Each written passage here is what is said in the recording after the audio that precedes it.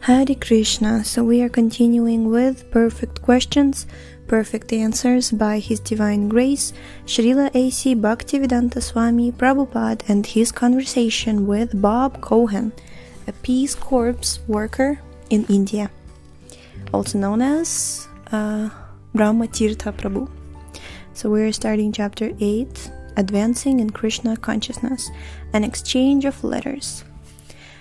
Oh yes, this is Shravanam Diaries podcast, and I'm your host, Sulalita Devidasi, so let's dive in.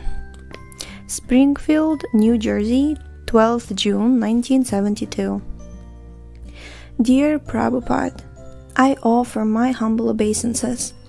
I have been associating with the devotees of the New York Temple. With the association of such fine, advanced devotees, I hope that I may make some advancement in Kṛṣṇa consciousness. My fiancé has started to come to the temple and is chanting a little. She knew nothing about Kṛṣṇa consciousness until I wrote her about it from India. Aitreya Rishi has been kind enough to invite us to his home so that we may see an ideal householder life. I went to Bombay the end of April for termination from the Peace Corps. I was fortunate enough to come down with a minor illness so that I had to stay in Bombay for 2 weeks. I spent the time with the advanced and kind devotees at Juhu. Unfortunately, you had left 5 days previously. I understand so little, but I have faith in the process of Kṛṣṇa consciousness and hope to take to it more and more. I look forward to Aitreya Rishi's description of the temple in Los Angeles and hope that I may personally hear you in New York. Thank you for the kindness you have shown to a very undeserving boy. Sincerely, Bob Cohen. Oh, okay. Such a sweet letter. So the reply, this is A.C. Bhaktivedanta Swami, ISKCON Los Angeles, June 16th, 1972, Bob Cohen, Springfield, New Jersey. Dear Bob, my dear Bob, please accept my blessings. I thank you very much for your letter dated June 12th, 1972. I have noted the sentiments expressed therein with great pleasure. I am very glad to hear that you are associating with us. I know that you are a very good boy, very intelligent, and your behavior is gentle. So I have all confidence that very quickly Kṛṣṇa will bestow all his blessings upon you, and you will feel yourself becoming perfectly happy in Kṛṣṇa consciousness. One makes his advancement in Kṛṣṇa consciousness by voluntarily giving up his attachment to material nature, or Maya. Such renunciation is called tapasya. But we are not very willing to perform austerities without good reason. Therefore, any man with a good scientific and philosophical mind, like your good self, must first appreciate what transcendental knowledge is. If you get knowledge, automatically tapasya will follow, and then you make your advancement in spiritual life. So to get knowledge is the first item for anyone who is hoping to find the perfection of his life. Therefore, I advise you to read our books daily as far as possible and try to understand the subject matter from different angles of vision by discussing it frequently with the devotees at the New York Temple. In this way, you will gradually become convinced, and by your sincere attitude and devotional service, you will make progress. Yes, having some faith in me and in Kṛṣṇa consciousness process is the first and only requirement for getting actual wisdom. If there is faith, understanding will follow. And as your understanding increases, so will your disgust with the spell of illusory energy.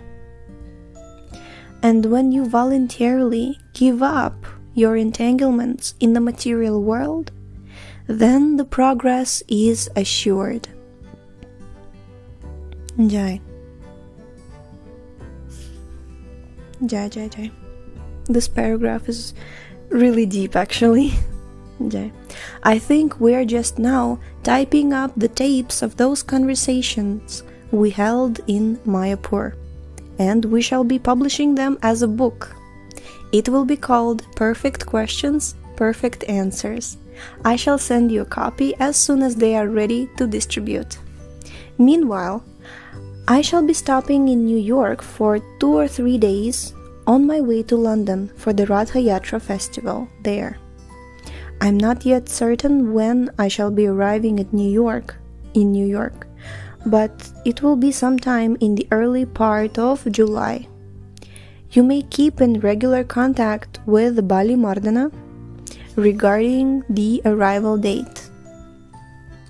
And I shall be very much gladdened to meet with you in New York once again. Again, we shall discuss if you have any questions. Hoping this will meet you in good health and a happy mood. Your ever well-wisher, A.C. Bhaktivedanta Swami Prabhupada.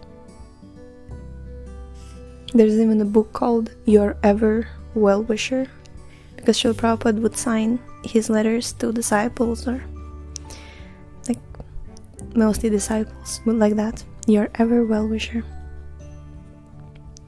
Wonder what it's like to receive a letter from Srila Prabhupada, isn't it? Jai. The next chapter will be quite long. It's called Deciding for the Future, and I'm just trying to decide if I want to start today or should I start it tomorrow and read it in one step, like in one go. Yes, I think I will start it tomorrow and read it in one go. Let's focus on those beautiful instructions that we read today about tapasya, that we're not willing to perform austerities without good reason, and how if there is faith, understanding will follow, and with our understanding, as it increases, disgust with the spell of illusory energy will follow. And when we voluntarily give up our entanglements in the material world, progress is assured. Yes, so thank you so much for tuning in today. It is a short episode, but it is a very sweet letter. And yes, we shall see you tomorrow. Hare Kṛṣṇa.